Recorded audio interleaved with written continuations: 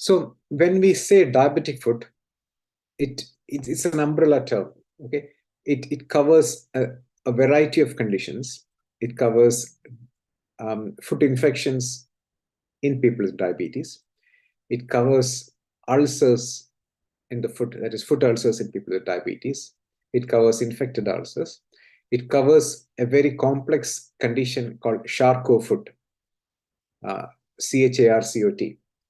Charcot foot, I'll come to that first. So Charcot foot is a condition in which the bones become softer than normal, and it leads to fractures and dislocations.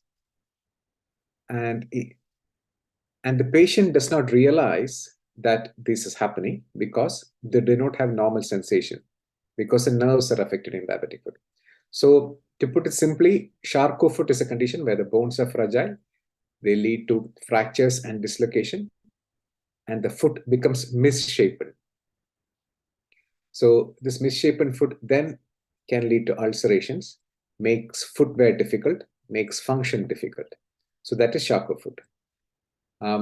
What are the signs of Charcot foot? I think your primary question was the signs. It is swelling and redness initially, and sometimes it can be difficult to distinguish this from an infection. So swelling and redness, and then loss of shape. Now, if it comes to ulcers, then obviously you can see an ulcer. You can see infection. So infection, the sign is again swelling, redness, and the redness sort of ascends up from the toes to the higher parts of the foot, up the ankle, and even into the leg in severe infection. Sometimes if then the toes lose the blood supply, the toes can become dark or black in color. The skin becomes shriveled. That's a sign that the toe is losing its blood supply. So all these are signs of diabetic foot. Then there are some early warning signs which would be useful for you to watch out for. In people with long-standing diabetes, sometimes just a small blister or a thickening of the skin, what we call a callus or a corn, this can be a precursor of ulcer. So you have to be very careful when you have a callus or a corn or a blister in someone with a long-standing diabetes. A small cut or a small injury or a penetrating injury that people who dismiss as being trivial can lead to significant foot infection or can lead to ulceration. Now, we all, we can have small cuts in the foot. You step on something sharp or step on a stone. You have a little bruise or a small cut and it heals. But in a diabetic, one, they do not realize that this has happened because they do not have as normal sensation as a non-diabetic. And this can lead to infection. Their resistance to infection is less. They get less blood flow to the foot. So they cannot fight, the body cannot fight off the infection. And it leads to an ulceration. And then the ulcer gets infected. So these are the signs of an established diabetic foot infection, signs of an established Charcot, and a warning signs that you need to watch out for. So diabetic foot can be a life-changing event for the patient, for the diabetic.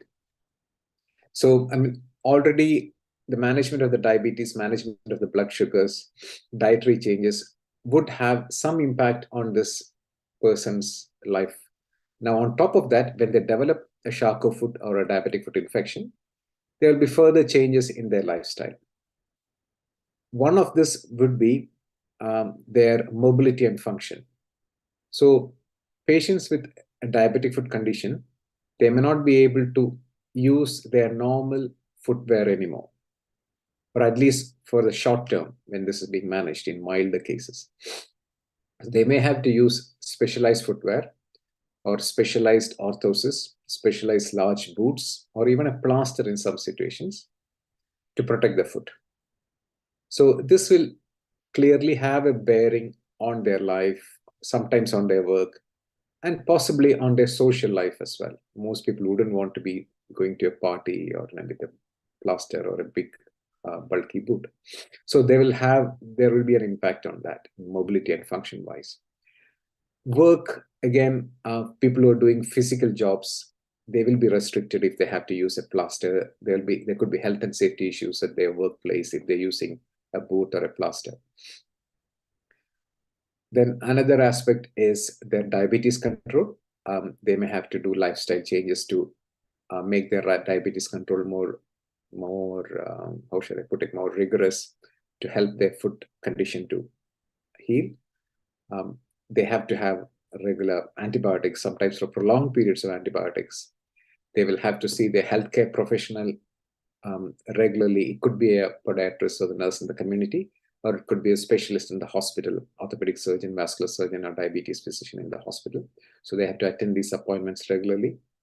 If the foot condition needs dressing changes, this has to be done, sometimes every 2 days, sometimes every week. So this will have an impact on their life, on their work. The healthcare professional or the doctor looking after you will explain all this at the outset, and you have to sort of modify your life and work around this.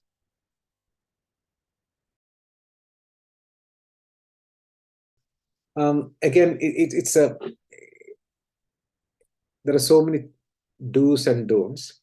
First thing is, follow your healthcare professionals' instructions to the core. Whether if a podiatrist is looking after your foot, or if an orthopedic surgeon is looking after your foot, or if your GP is looking after your foot, please follow their instructions to the core. It's very important. Protect your foot. Use your prescribed footwear. If you've been told not to walk, please do not. That part is going up, and we try not to restrict our patients too much. So we give them a protective plaster or a boot and let them get about. But please follow the instructions to the core. It's very important to see your doctor or your nurse regularly and do not miss any appointments. Sometimes 1 or 2 missed appointments, or 1 or 2 missed dressing changes, or 1 or 2 missed blood tests can make all the difference. So it's very important not to miss any appointments for these. Don'ts. One don't I have to mention is cigarette smoking. If you're a smoker, please stop smoking. It has got a significant impact on healing of your foot condition. It will have a significant impact on the outcome of any procedure or surgical procedure you may need. So that is very important.